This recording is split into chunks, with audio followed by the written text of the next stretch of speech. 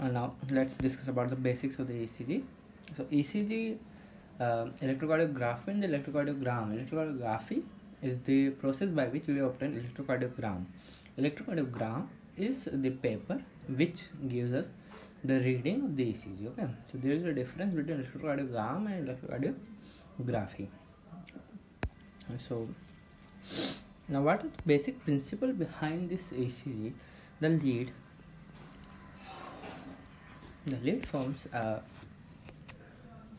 flux, okay, a linear flux around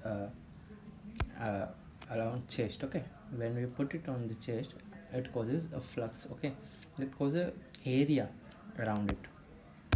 Now suppose this ECG lead is a loan, okay, and it has its own territory. If any other animal comes inside its territory, what it will do? It will resuscitate. Okay, so any external stimuli, any external action potential, if it comes towards the lead, it gives us positive deflection. Okay, any stimulus away from the lead will give us negative deflection. Okay, downward deflection. So you can remember this by simply that if animal comes in the territory of the loin will stand up to fight. Okay, that will give us upward deflection. And if any animal goes away from the loin, then it will sit and relax, so that will give us negative deflection. Okay, so by that this is the basic principle, basic physics which we use in ECG. Okay, now let's discuss about the wiring of the heart, how heart is wired. So you guys must be knowing there are okay, let's make a basic.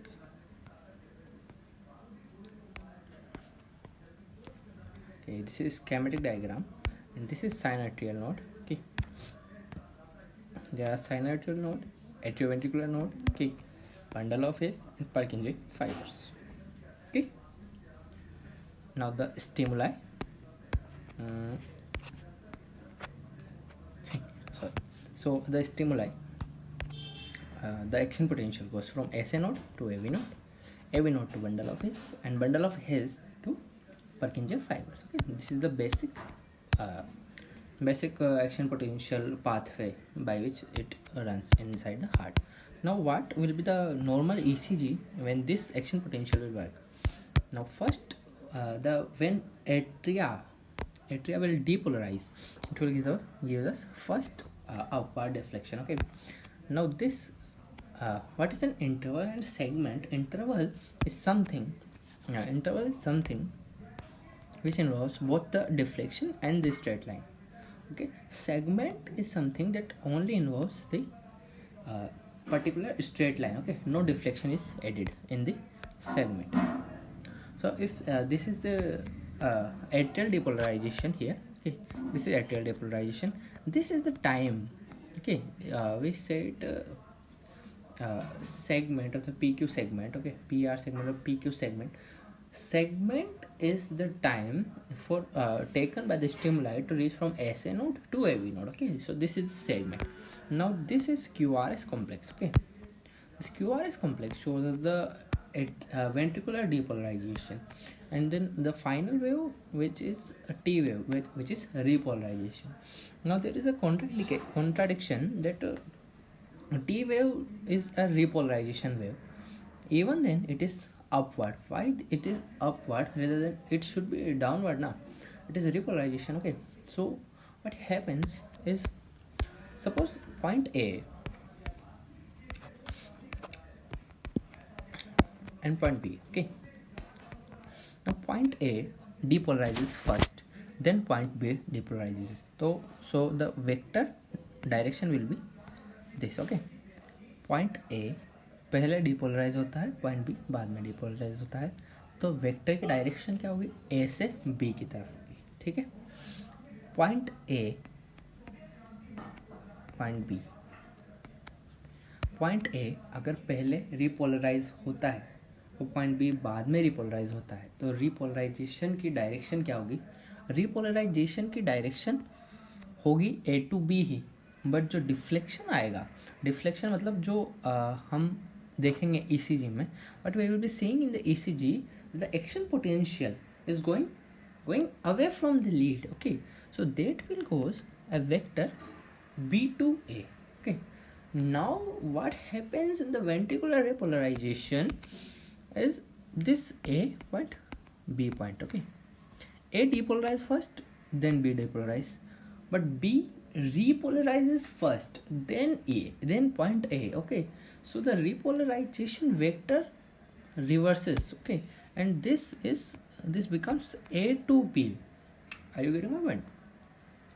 So the repolarization, reverse repolarization, okay, the repolarization should occur first in A, then B, but here in the ventricular repolarization, it is occurring in the first B, then in the E.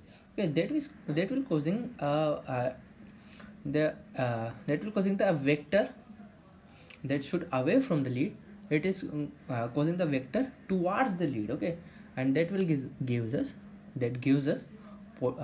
positive deflection in the T wave. Okay, so that was about the why T wave is upward. Okay, so that's all about the normal ECG. Now the ECG electrocardiogram is coming out of the ECG machine with a speed of 25 millimeter per second. Okay, if this is ECG machine and this is electrocardiogram, this is coming out with the 25 millimeter per second. Now in a ECG electrocardiogram, there are two types of boxes. So first is a large box, then in this large box there are 5 small boxes. Okay, so this is 5 small boxes. Okay, in a one large box. Now this is 5 millimeter. So one large box is of 5 millimeter and the speed is 25 millimeter per second. So how much large boxes will be out in 1 second? Okay, it is 5 boxes will be out in 1 second. So in 1 minute there will be 300 boxes. Okay, so 300 large boxes will be out. Okay, so if now suppose that we are having an ECG. Now let's talk about the RR interval, then we will relate both of them, both of these what I am trying to tell you. What is RR interval? What will be the RR interval? Okay, think RR interval will be the linear line in the upward and downward deflection, everything that falls between R and R, one R wave and the second R wave. If this is one R wave, okay, and okay, so this RR interval. Okay, now suppose you are getting an ECG which is having one large box in between these two RR intervals. Okay, what does that mean? What does this means? This means in 1 minute there will be 300 large boxes. Okay, 1 RR interval is equal to 1 heartbeat. Okay, so if there is one large box in between two R intervals, two R waves, okay, in 1 R interval, if there is one large box, then the heart rate will be 300 beats per second per minute. Are you getting my point? So RR interval, the large boxes in between RR interval will tell us the heart rate of the patient. Okay, so if there are 5 large boxes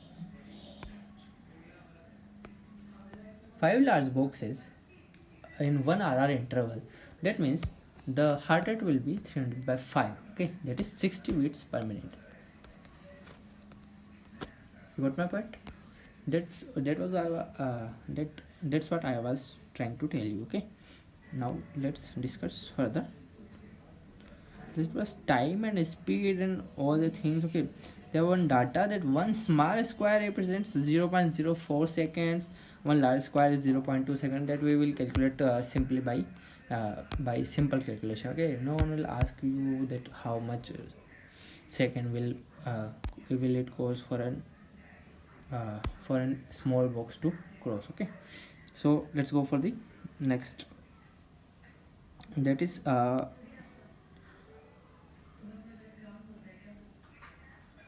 the electrical picture. Okay, how we are making the electrical picture of the heart by these these electrodes, or we can say leads. Okay, so there are 12 leads in an normal ECG. Okay, in a normal electrocardiography technique we use 12 leads. So 6 leads are the one, we put 6 leads on the chest. Okay, 4 leads, one on left arm, one on right arm, one on left leg, one on right leg. So 10 leads I have talked about. Okay, 6 on the chest, then 2 on the both legs, and 2 on the both arms. Okay, now this right leg lead is for earth, so it serves only neutral purpose. Okay, now these 3 leads remaining, left leg, right hand and left hand, these 3 leads will give us the reading of lead 1, lead 2, lead 3, AVR, AVF. How it will give us the reading we will discuss it when we will be discussing about axis. Okay, now the remaining chest leads, let's see the position of the chest lead. Okay, the positions of the chest lead, सबसे पहले बनाते हैं manubrium sterni. Okay, then sternum. Now we will discuss about, likely we will start with the 4th intercostal space. Suppose this is 4th intercostal space. Okay, so lead 1 will be on the right side of the right sternal border. Okay, this is in the 4th intercostal space. This lead 2, okay, and on the left side of the sternal border, left sternal border, in the 4th intercostal space. Okay, now in the 5th intercostal space, at the mid clavicular line, we will be putting the lead 4, V4. Yes, V4, not V3. Yes, it is a V4. First we will put the V4 lead. Okay, this is the 5th intercostal space. Now where we will be putting the V3 lead? It will be in between V2 and V4. Okay, V3 lead is put between V2 and V4.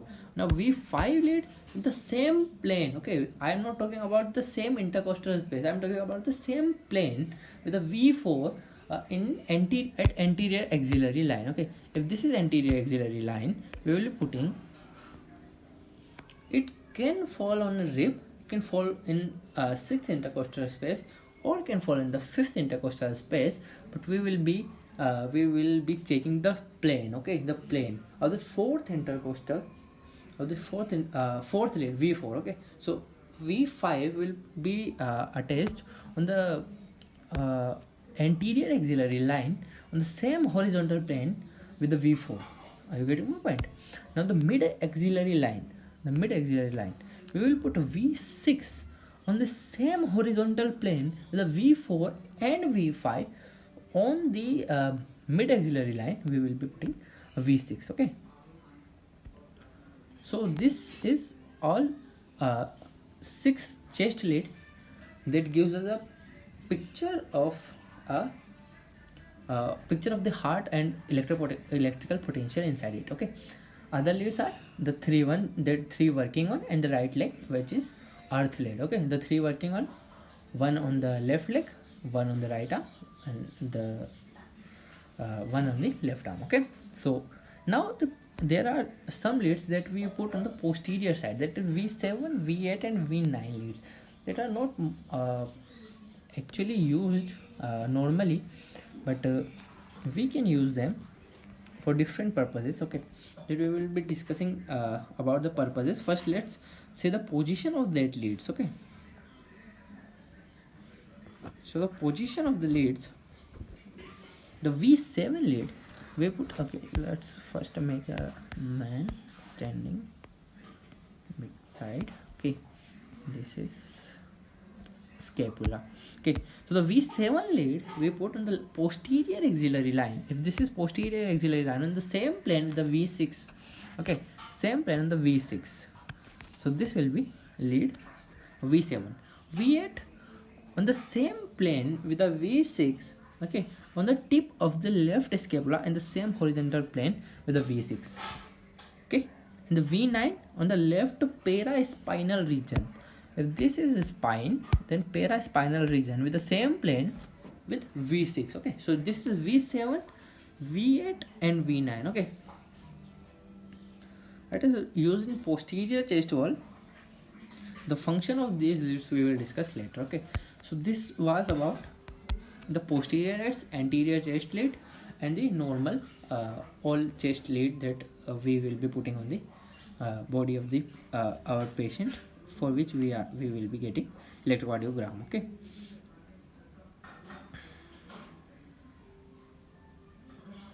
now the part remaining we will discuss in the next part, that is axis and other basic things, and then we will be discussing the different types of ECG and what will be the findings in different diseases, the different diseases in different ECGs. Okay, so that's all for today.